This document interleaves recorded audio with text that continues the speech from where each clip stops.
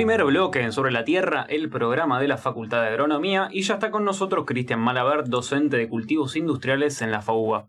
Cristian nos va a presentar su investigación sobre la dormición en semillas de capín arroz, que es una maleza importante a nivel global, y se va a referir a cómo predecir la germinación con modelos de simulación. Hola Cristian, gracias por venir al programa, ¿cómo estás? Hola, muchas gracias, gracias por la invitación y gracias por invitarme a presentar este trabajo. Así que estamos contentos. Bueno, bárbaro. Para arrancar, te quería preguntar, ¿cuándo es que una planta se convierte en maleza y por qué es importante controlarla? Bien. Esa es una muy buena pregunta. Las plantas se convierten en malezas cuando interfieren con la producción agrícola al competir por recursos con los cultivos, reduciendo los rendimientos y generando pérdidas económicas, ¿sí?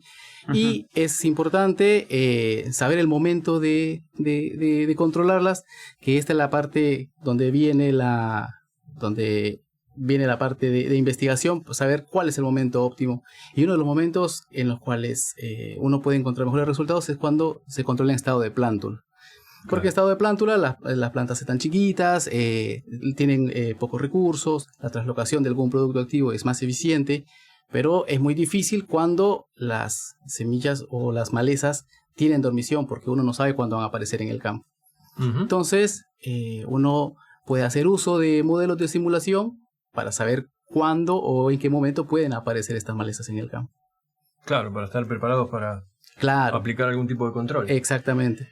En el trabajo, bueno, un poco relacionado con lo que decías, en el trabajo que hoy nos vas a contar, sí. Estudiaste lo que es la dormición en las semillas, sí. ¿No? Bueno, que hemos hablado en este programa de dormición, pero ¿podrías recordarnos qué es? La dormición es una capacidad intrínseca, es una característica propia de la semilla, y lo que hace es que impide que las semillas germinen aun cuando las condiciones de temperatura, aireación sean adecuadas. Uh-huh. Esto significa que por más que tengan las condiciones adecuadas, las semillas no van a germinar. Y esto tiene que ver con una adaptación, una característica adaptativa que le permite a las semillas poder germinar en el momento adecuado, ¿sí? Y esto, por ejemplo, lo han ido adquiriendo la mayoría de malezas, por lo general de climas templados, donde las condiciones adversas, por ejemplo, de frío, necesitan pasar por un tiempo de frío para poder llegar a la primavera y poder germinar. Claro. Sí. Ok. O sea, eso a la especie le permite reconocer que bueno, cuando pase el invierno, por ejemplo, tiene que germinar después, en todo caso, ¿no? Y si no tuviese ese mecanismo, germinaría en un momento inoportuno. Claro, entonces podría germinar en un momento en el cual no es el mejor para la planta, se podría morir por una helada o quizás altas temperaturas. Claro. Y hay otro también elemento importante, es que la dormición también les permite formar bancos de semillas permanentes a las semillas de malezas. Y eso también es un problema, porque al no saber, como dije anteriormente, al no saber cuánta dormición tienen, en qué momento pueden aparecer en el campo, entonces no, por lo general, cuando las condiciones están dadas, no germinan todas por lo general. Uh-huh. Y ese es uno de los principales problemas que tenemos. Entonces, por ejemplo, si nosotros estudiamos cómo cambia el nivel de dormición en el tiempo, nosotros podemos seguir siguiendo a estas poblaciones y podemos ver, por ejemplo, cómo podría ser la ventana de emergencia de la maleza que estemos estudiando en el tiempo, ¿sí? Claro, que vos estudias malezas, pero claro. ¿Este mecanismo de dormición es solo de las malezas o lo tienen muchas otras especies que no son malezas? No, también lo tienen otras especies que no son malezas, por ejemplo, el sorgo. La dormición, por ejemplo, en los cultivos comerciales, por ejemplo, sorgo o otros cultivos, lo que le permite es que no se germinen en la planta. Okay. Entonces, también, pero es una dormición que se impone en un momento y luego, cuando se cosecha, a través de que los granos se van secando y van perdiendo humedad, esa dormición se va perdiendo, entonces están listos por ejemplo, para utilizar la semilla para una siembra. Pero por lo general existe en los cultivos comerciales también. Bien, perfecto. Sí. ¿Y ejemplos de malezas con este mecanismo? Por ejemplo, polígono avicular es una importante que ya hicimos varios trabajos en el grupo y estamos trabajando con Echinocloa, que es capín, que es una maleza que tiene muchos problemas en cultivos, por ejemplo, de verano, como arroz, maíz, soja. Y esta maleza también tiene ese mecanismo. Cuando se dispersa a mediados a principio de otoño, se dispersa con un nivel de dormición muy alto y entonces requiere de frío para poder salir de la dormición y poder germinar en la primavera. Y uno de los problemas una de las cosas que encontramos es que esta especie, lo que nos llevó también a poder investigar esta especie era saber cuál era el mecanismo que usaban, porque no estaba muy claro si salían, por ejemplo, por frío o salían simulando el verano. Y entonces lo que hicimos fue plantearnos experimentos para ver cuál de esos dos mecanismos era el que realmente era el más efectivo, ¿sí? Echinocloa es Capina Ross, ¿no es cierto? La protagonista de la que venís a hablar. Exactamente. ¿Nos querés profundizar un poquito el estudio que te llevó a estudiar los objetivos? Bueno, Capina Ross es una de las principales malezas a nivel mundial, justamente porque presenta resistencia a varios productos activos. Por ejemplo, acá en Argentina presenta resistencia al glifosato, a inhibidores de ALS. Y esto esos son herbicidas. Son herbicidas. Y esto es muy importante porque esto significa que cada vez se está pudiendo controlar menos utilizando productos químicos. Entonces, esto nos lleva a replantearnos la forma en la que nosotros podemos manejar las malezas en los campos. Y existen otras herramientas en las cuales uno, por ejemplo, a través de modelos de simulación, nosotros podemos adelantarnos un paso y ver en qué momento podría emerger las malezas, qué proporción podría emerger, y en base a esa información nosotros podemos tomar una decisión. Por ejemplo, podemos aplicar un preemergente, un postemergente, o podemos incluso cambiar la fecha de siembra de un cultivo, de modo que el mismo cultivo sirva como control al momento si tiene algún recurso, por ejemplo, de alternancia de temperaturas o luz. El mismo cultivo sirve para controlar que esa maleza no emerja. Entonces, son herramientas que no las tendríamos disponibles si no tenemos estos estudios detrás, ¿sí? Claro. Y para estudiarlas, ¿cómo hicieron? ¿Cómo hicieron para evaluar? Entiendo que evaluaron las condiciones ambientales y cómo repercutían, ¿no? Sí. Lo que hicimos acá fue simular las dos condiciones en las cuales podrían posiblemente salir de la dormición. Por ejemplo, una es simular un invierno y otra simular tipo verano. Pero eso lo hicieron en condiciones controladas. En condiciones controladas, no con el modelo, sino... No. Primero lo hicieron el experimento. Primero hicimos el experimento, sí. Okay. Y sí pusimos temperatura fría 5, 10, 15 grados y fuimos evaluando en el tiempo. Durante 80 días más o menos es un tiempo en el cual las semillas después de la dispersión están en condiciones naturales. Y después en condiciones secas pusimos a 15 y a 25 grados. Y estos lo que simula serían semillas en el verano, por ejemplo. Que cuando se ponen en humedad y en frío se llama estratificación, y cuando se ponen en condiciones secas y altas temperaturas se llama after ripening, post madurado en seco. Yeah. Que esto, por ejemplo, está asociado por ejemplo, a las malezas pueden responder a uno o a otro mecanismo. Entonces lo que queríamos saber era cuál de esos dos era el mecanismo por el cual las semillas se usaban para salir de la dormición. ¿Querés entonces contarnos los resultados? Uno de los resultados interesantes que encontramos es que el proceso por el cual salían de la dormición era el proceso de estratificación. Y dentro de ese proceso de estratificación, la temperatura óptima a la cual tuvieron una mayor salida de la dormición fue a 10 grados. ¿Sí? La tasa de salida a 5 fue menor, cuando las pusimos a 15 también fue menor, y cuando las pusimos a 10 grados tuvieron una tasa mayor. Esto, cuando hablamos de mayor tasa de salida, significa que las semillas al final del tiempo que estuvieron durante el experimento estaban más despiertas, y esto determinó que germinaran en un rango más amplio de temperaturas. Por ejemplo, germinaron entre 15 y 30 grados, que esto no pasó a 15 ni a 10 ni a 5. Germinaron, por ejemplo, muy pocas o casi nada en algunos casos. Fue como un óptimo a 10. Fue como un óptimo a 10, exactamente, fue como un óptimo a 10. Y cuando evaluamos las condiciones de verano, germinó muy poco, casi un 30 o menos de un 30% en todas las condiciones. Esto significa que no era el mecanismo por el cual... Había una pequeña proporción que sí respondía, pero no era el principal mecanismo por el cual... En seco. En seco, claro. Bien. Sí. Y a vos, ¿Cuál es tu interpretación de por qué existe este óptimo de 10 y no fue ni la más fría ni la más caliente? Claro. Bueno, Echinocloa es una especie que tiene su origen en el trópico y que fue bajando o se fue adaptando a climas templados. Y justamente uno de los mecanismos que adaptó durante estos años es el de estratificar en frío. Pero justamente 10 grados es una temperatura que está relacionada con la temperatura media de la zona pampeana.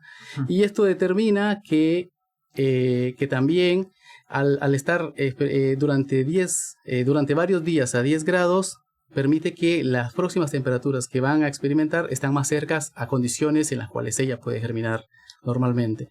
Entonces, ¿qué pasa cuando están a 5 grados? Las semillas sensan que todavía el invierno es muy largo y por lo tanto la tasa de salida es menor.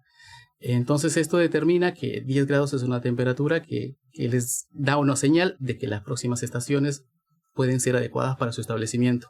Y 15 sería muy alta. Y 15 sería muy alto porque ya estaría próximo el verano. Entonces las plantas, por ahí, las altas temperaturas no les permitiría establecerse por un efecto de la temperatura. Mayor tasa de crecimiento les podría afectar también. Sí. Claro. Y se sabe, porque estas dijiste que eran de climas más tropicales. Entonces deberían estar adaptadas a 15 por ahí. Haciendo este experimento en una temperatura más tropical, con semillas de una población más tropical, deberían germinar más. ¿Qué debería germinar más? En principio, cada vez que aumentas la temperatura, debería germinar más. Claro. Sí. Esto es porque están muy adaptadas a la zona por ahí, ¿no? Esto es porque porque se adaptaron a zonas de climas templados, exactamente. Tremendo. Sí. Bueno, a mí me suena que es bastante útil conocer esto para el manejo de la plaga. No sé si vos concluiste lo mismo o algo similar, o se te ocurre cómo hacerlo. Es muy útil porque nosotros al utilizar todos estos parámetros, al obtener todos estos valores, a nosotros nos permitió poder meterlos en un modelo de simulación. Y lo que nos permite simular es, por ejemplo, cuánto podría emerger si los inviernos son muy fríos o cuánto podría emerger si los inviernos son alrededor de 10 grados, por ejemplo. Entonces, o si los inviernos son más cercanos a entre 10 y 15, ¿sí? Porque el modelo nos permite calcular la tasa de salida de la dormición cuando están a esas temperaturas. Y por el otro lado, nos permite ver cuál es la proporción de malezas que va a emerger en ese momento. Y estos modelos no podrían ser posibles si no tuviéramos esos datos que tuvimos que generarlos en condiciones de laboratorio. Uh-huh. Que después hicimos una validación con datos que obtuvimos de Bandera, de Córdoba y de Concepción del Uruguay. Tuvimos datos de diferentes años, nos pasaron las temperaturas que estuvieron expuestas y cuando hicimos la validación del modelo ajustó bastante bien el momento en el cual comenzaban a emerger y el momento en el que se cerraba. Por ahí cuánto emergía no, pero sí el momento en el cual empezaban a emerger. Y eso es muy importante porque en un modelo vimos que había una restricción hídrica y que el modelo subestimaba un poco, pero bueno, eso es porque hace falta todavía más elementos en los cuales uno puede agregar para que el modelo tenga un ajuste mucho más preciso. Claro. Y los veranitos en el medio del invierno deben meter ruido. Eso es muy interesante porque justamente el modelo calcula, si viene y aumenta las temperaturas, también la tasa de salida también se afecta. Porque eso al aumentar la temperatura, también la tasa de salida es menor. De alguna forma como que se retrasa. Y si vuelve a bajar la temperatura, otra vez vuelve a bajar la tasa. O sea que claro, el modelo de alguna forma contempla esos cambios en la temperatura también.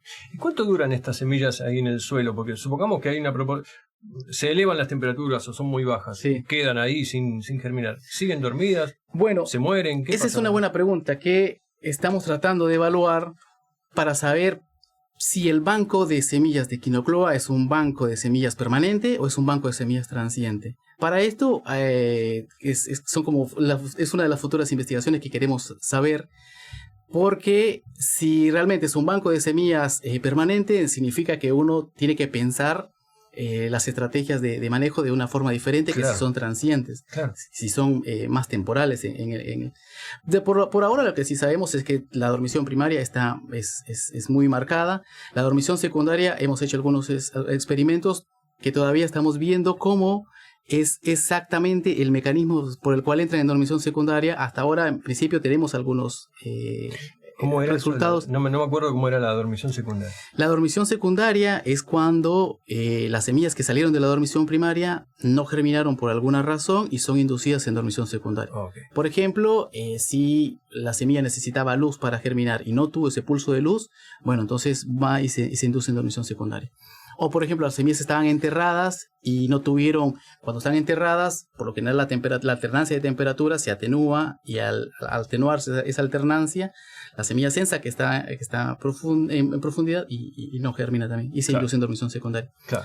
Entonces, son todos estos mecanismos que las semillas fueron desarrollando muchos mecanismos para poder sensar todas estas señales del ambiente. Uh-huh. Y acá en Equinoclora estamos tratando de dilucidar cuáles serían esos mecanismos para si tienen cómo sería esa entrada en dormición secundaria.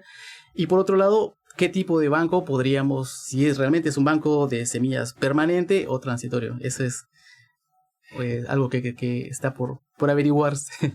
Yo el otro día me crucé con vos en la facultad. Sí. Y me dijiste que este trabajo tenía una segunda parte. ¿Querés adelantarnos algo? Bueno, la segunda parte es que está buena la segunda parte porque justamente acá incorporamos el contenido hídrico del suelo sobre la hidratación de las semillas. Y esta parte de alguna forma vendría a ajustar lo que venimos haciendo con temperatura. Porque la temperatura es el factor principal que regula esos cambios. Pero si no tiene agua, por más que esté la temperatura, no hay cambios. Entonces la temperatura vendría a tener una función de modulador del efecto de la temperatura sobre los cambios en el nivel de dormición. El agua. El agua. Sí. Y el nivel de hidratación de la semilla también es importante porque no es lo mismo que una semilla esté muy hidratada a que tenga un nivel de hidratación muy bajo. Entonces la tasa de salida no es igual. Eso lo vimos en un trabajo anterior. Y esto quiere decir que si nosotros logramos cuantificar ese efecto del contenido hídrico sobre las semillas, vamos a poder también incorporar esos parámetros en el modelo y nos va a permitir tener una predicción más ajustada. Claro, es lo que decías antes. Exactamente. Entonces acá, y por otro lado, también tenemos experimentos con luz y temperaturas alternadas, que eso lo que nos determina es si las semillas, por ejemplo, pueden detectar la presencia de plantas vecinas, si realmente le afecta esa presencia o no, o cuando están enterradas, realmente germinan o no germinan. Entonces esto es como para un próximo capítulo. Ahora estamos... Claro. Sí. Esto da como para 3 programas más, me parece. Continuará, ¿viste? To be continued. Sí. ¿Sabes qué quería preguntarte? Sí.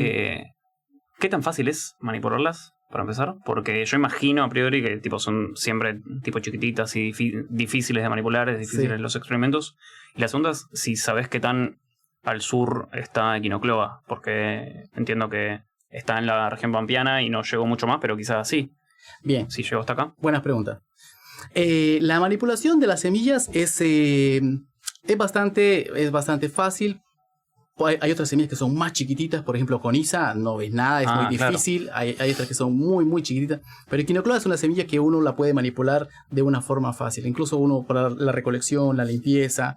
Y después en el laboratorio la manipulación es bastante práctica, sí. Y lo bueno es que como ya tenemos un poco aceitado los mecanismos de cómo hacer los procesos de estratificación, las cámaras y todo, entonces eso lo hace más fácil. Y la otra pregunta es muy buena, justamente, ¿qué es lo que determina que unas especies estén en un lado y otras no? Es el filtro ambiental de la temperatura. Y Equinocloa más al sur, yo no he visto más Equinocloa más al sur. Y esto justamente tiene que ver con eso de que al ser las temperaturas quizás más frías, la especie directamente no se establece. Lo que no quita que por ahí empiece a adaptarse, si se adaptó hasta ahora a esta región de la zona pampeana, por ahí podría en años futuros quizás adaptarse a temperaturas, pero hasta ahora yo no he visto. Cambio climático. Claro. Y también tiene que ver con requerimientos, también la germinación también tiene requerimientos básicos o bases, por ejemplo, para poder germinar. Y nosotros encontramos en el trabajo que Equinocloa tiene una temperatura base de 12,6 grados, a partir de la cual empieza a germinar. Y si nos vamos más al sur, las temperaturas son más frescas, más frías, que quizás no alcancen o quizás no lleguen a esa temperatura. Hay que hacer las cosas bien con el manejo entonces para no tener problemas en el futuro, en otras zonas. Bueno, abriste un montón de líneas, así que te vamos a esperar de nuevo. Sí, vamos a ver. Te agradecemos mucho por haber venido. Gracias, Cristian. Buenísimo, muchas gracias por la invitación y cuando tengamos las próximas novedades, comentamos. Vamos a escuchar un poco de música que nos va a regalar Jorge nuevamente y volvemos.